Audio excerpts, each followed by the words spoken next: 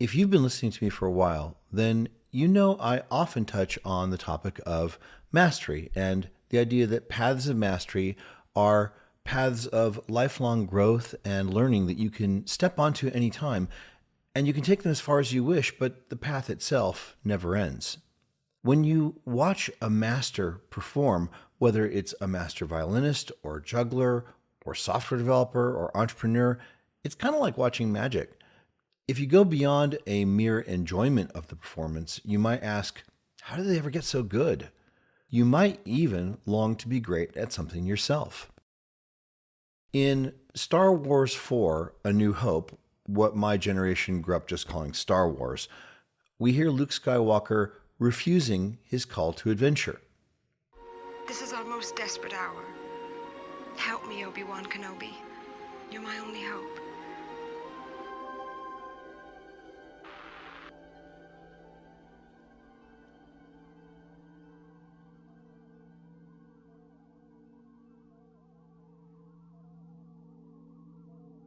You must learn the ways of the Force if you're to come with me to Alderaan. Alderaan? I'm not going to Alderaan. I've got to get home. It's late. I'm in for it as it is. I need your help, Luke. She needs your help. I'm getting too old for this sort of thing.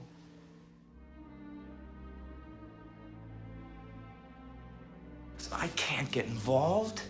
I've got work to do. It's not that I like the Empire. I hate it, but there's nothing I can do about it right now. It's all such a long way from here. That's your uncle talking. Boy, my uncle. How am I ever going to explain this? Learn about the Force, Luke.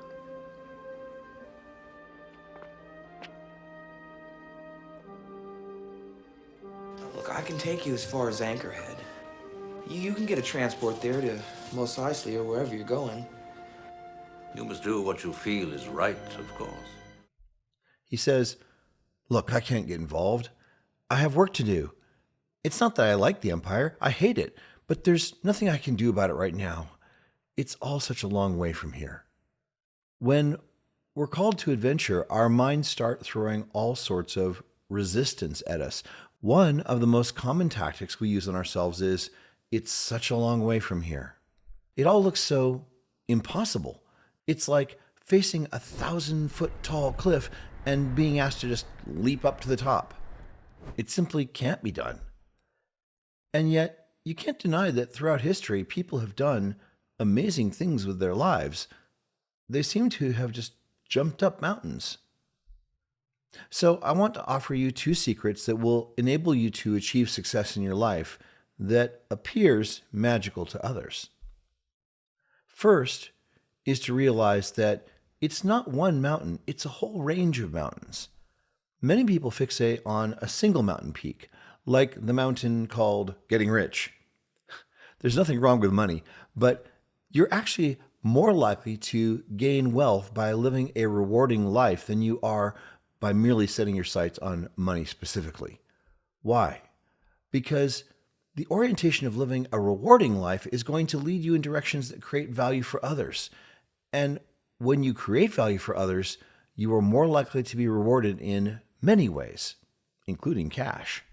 In the movie Ratatouille, Remy the rat dreams of becoming a great chef, but struggles with the fact that he is, after all, a rat, and that rats survive by stealing food. His role model, Chef Gusteau, appears to him in a vision at his lowest point and scolds him for stealing food, and then reassures him, Food will come, Remy. Food always comes to those who love to cook. food will come, Remy.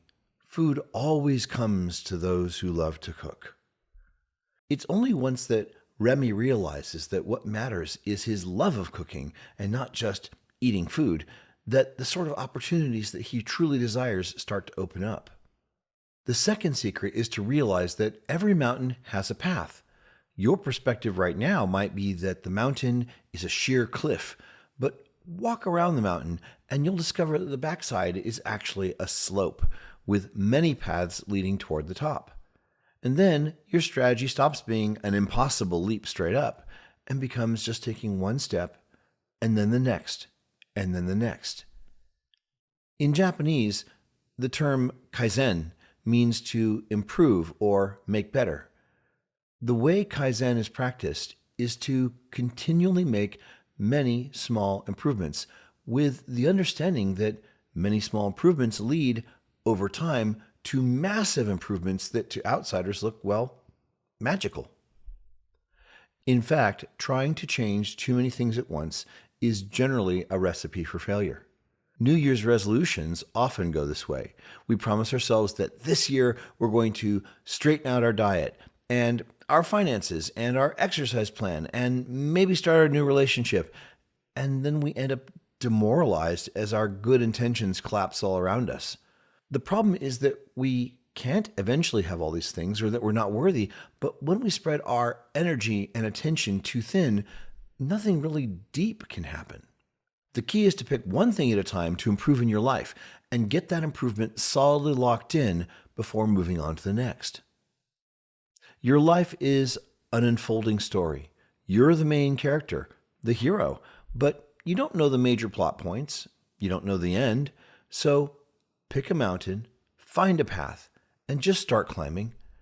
As you climb, you'll find better air, more interesting scenery, and you'll meet a better quality of people who are also climbing along with you. It's a mountain range with many summits, and there's a good chance you won't end up where you thought you were going. That's fine. Just keep climbing, and I promise the view will be worth it. But what do you think? Let me know in the comments, and you can also join my community by emailing me at wolfpack@bewareofwolf.com. I read every email I receive, and I respond to many. See you tomorrow.